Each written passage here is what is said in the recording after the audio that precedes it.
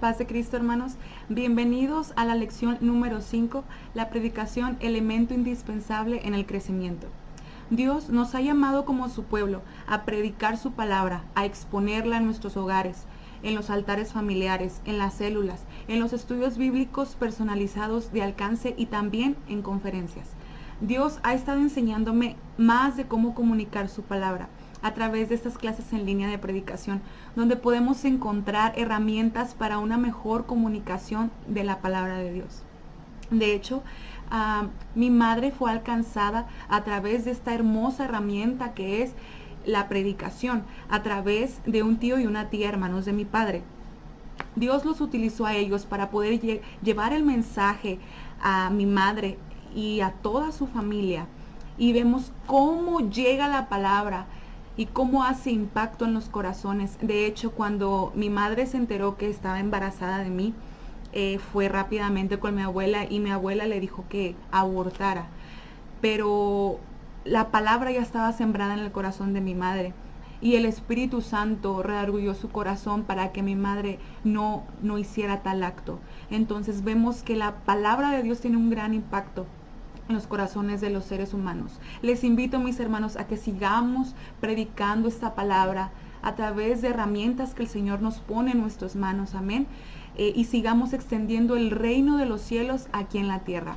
Muchas bendiciones, mis hermanos, les amamos y les extrañamos y deseamos que esta lección pueda ser de grande bendición para sus vidas. Dios les bendiga. Lo que hace alguien que lleva el mensaje de la predicación, el mensaje de salvación a una familia, cambia el rumbo de toda una generación. Esa es la importancia por la cual el Señor te está llamando a ti a llevar estas lecciones, para que tengas las herramientas para llevar su mensaje. Es un mensaje transformador, es un mensaje que genera crecimiento, y vamos a ver esto en la lección número 5 del día de hoy, que es la predicación como un elemento indispensable en el crecimiento. A lo último vamos a estar viendo la primera parte de lo que son los errores más comunes durante la predicación. Esta primera parte solamente va a constar de los cuatro errores más comunes primero, y vamos a hacer también en el siguiente video la segunda parte, pero nos vamos a estar basando en esta lección principalmente el día de hoy. Recordamos que la base bíblica que hemos estado manejando es Hechos capítulo 5, versículo 42. Dice: y todos los días. Recordamos que este es un mandato. La predicación debemos llevarla a toda persona, en todo lugar, y tiene que ser todos los días. Y no solamente incluye en los 4 paredes del templo, sino también por las casas. Y no hay que cesar de enseñar.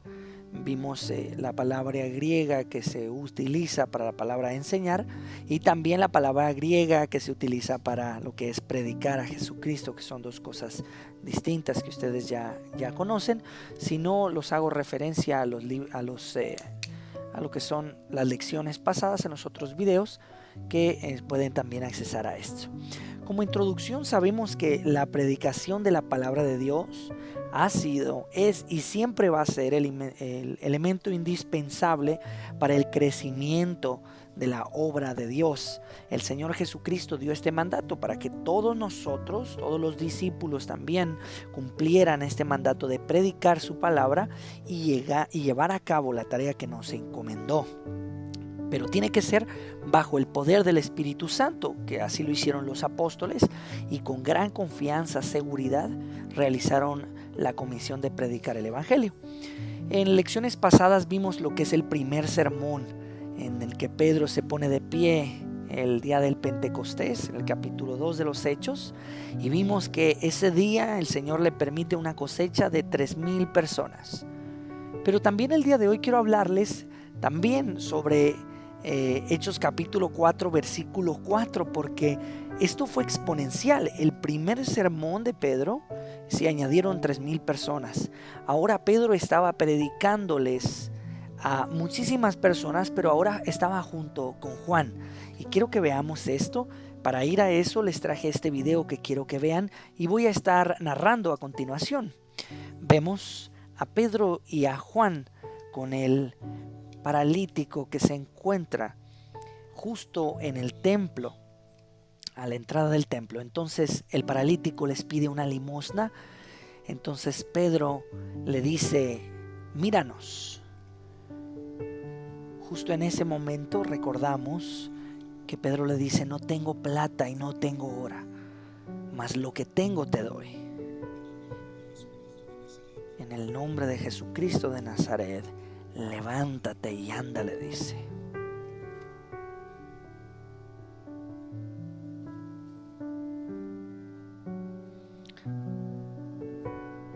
Y tomándolo de la mano se reincorporaron sus pies.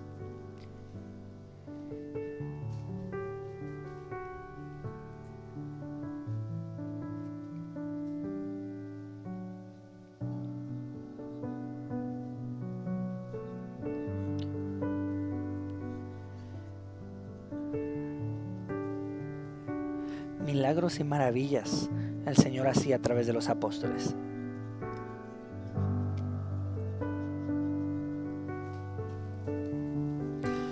Maravillosos momentos.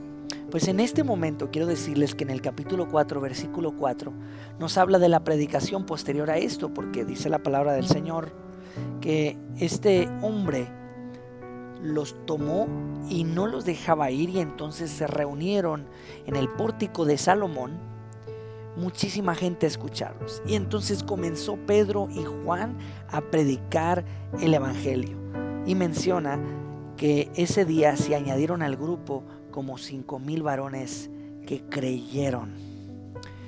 Esto nos habla del elemento indispensable en el crecimiento, la predicación. Ahora, Pedro, en obediencia al Señor, inició su primer predicación logrando tremendos resultados, pero ahora nos damos cuenta que el Señor genera mayor crecimiento en la segunda predicación, y uno de los elementos importantes de la predicación fueron las señales. Y la palabra del Señor dice que estas señales seguirán a los que creen. Y estoy seguro que en nuestras predicaciones uno de los elementos importantes que deben estar es el hablar la palabra de Dios, pero también tener señales, que los cojos anden, que los ojos cegados reciban la vista, que aquel que está enfermo pueda ser sanado. Asimismo, en el paso número 2 vemos que ahora la predicación de Felipe.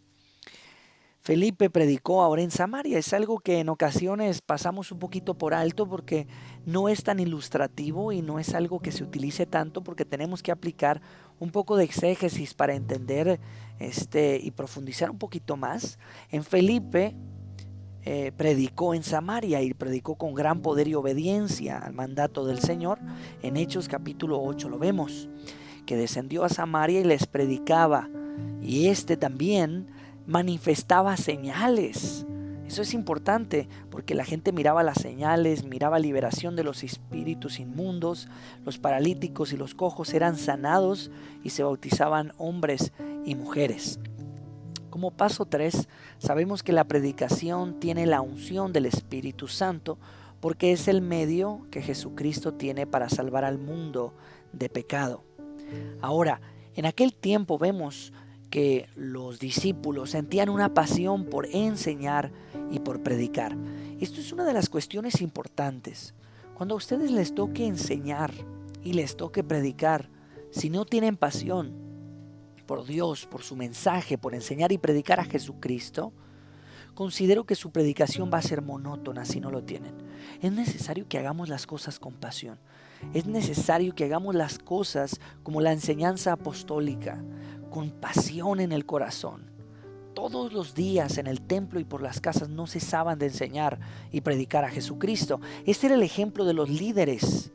Era tan palpable en ellos, en los primeros cristianos, que sentían la misma necesidad de engrandecer el reino de Dios por medio de la proclamación de la palabra. Punto número 1, necesita haber pasión.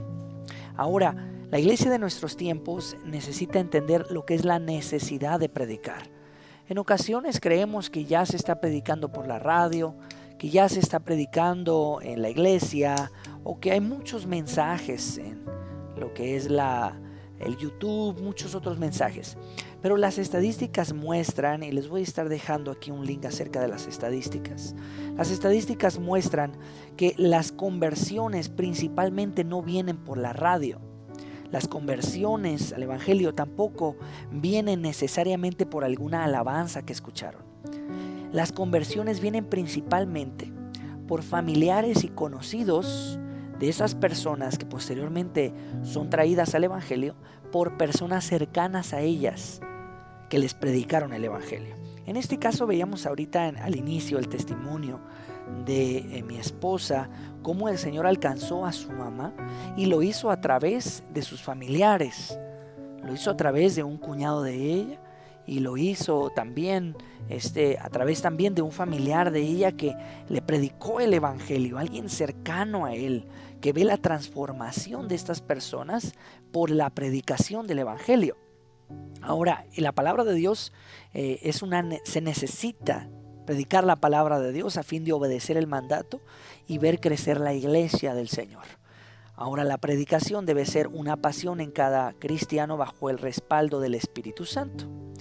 Vemos que la palabra del Señor nos enseña que si nosotros siendo malos sabemos dar buenas dádivas a nuestros hijos, cuánto más nuestro Padre Celestial nos dará el Espíritu Santo a aquel que se lo pedimos. Es necesario que nosotros pidamos el Espíritu Santo, que nos llenemos del Espíritu Santo.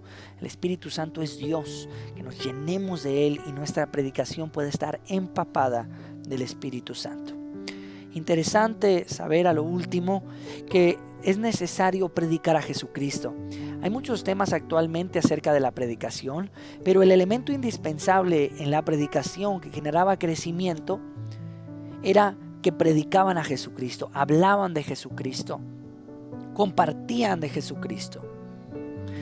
Todas sus conversaciones eran cristocéntricas. Ahora, cuando te juntas con un amigo y quieres compartir, es necesario que sí, le puedes compartir acerca de las bendiciones de Dios, puedes compartirle acerca de tus experiencias, pero sobre todo necesitas predicar a Jesucristo. ¿Quién es Jesucristo?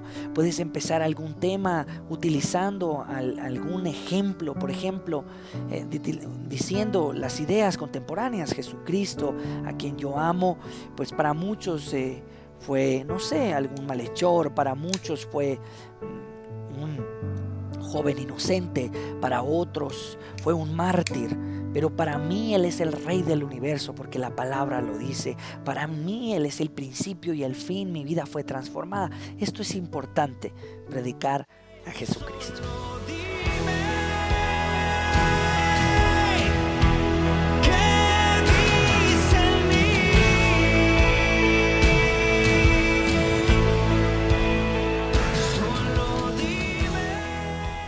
El primero de ellos es cambiar el mensaje en base a la cantidad del público.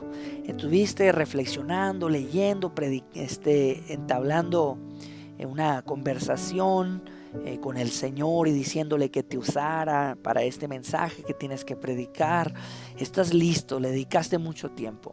Pero el día de compartir la predicación, pues casi todos los hermanos faltaron a la reunión. Y por algún motivo pues faltaron. Entonces en ese momento dices, bueno, creo que voy a cambiar el sermón, mejor lo voy a dejar para en otro momento en donde llegue más personas. Y esto es incorrecto. ¿Sabes por qué? Porque si todo ese esfuerzo de preparación fue para bendecir a una sola persona, entonces necesitas glorificar a Dios por ello. Porque tu predicación no debe estar basada en la cantidad de personas que te están escuchando. Tu predicación debe estar basada en el mensaje que el Señor te está dando para ese momento en específico. No somos nosotros quienes determinan para cuántas personas es una prédica, sino Dios. Entonces el primer error es cambiar el mensaje en base a la cantidad del público. Esto es incorrecto. Ahora, el error número 2 que ocurre muy frecuentemente es no variar el tono de voz. Y esto tiene que ver con un problema específico en la oratoria de la persona. Cuando la persona no utiliza sus diferentes tonos de voz durante la predicación, tienden a ser bastante monótonas y la gente, la verdad es que no va a tardar en aburrirse porque no está subiendo el tono de su voz, no lo está bajando cuando lo debe de estar bajando, etc. Entonces es importante utilizar técnicas de oratoria que más adelante vamos a estar viendo y técnicas de retórica que también vamos a estar hablando posteriormente en las siguientes lecciones. Ahora, otra cuestión importante y que es bastante común es excederse con el tiempo.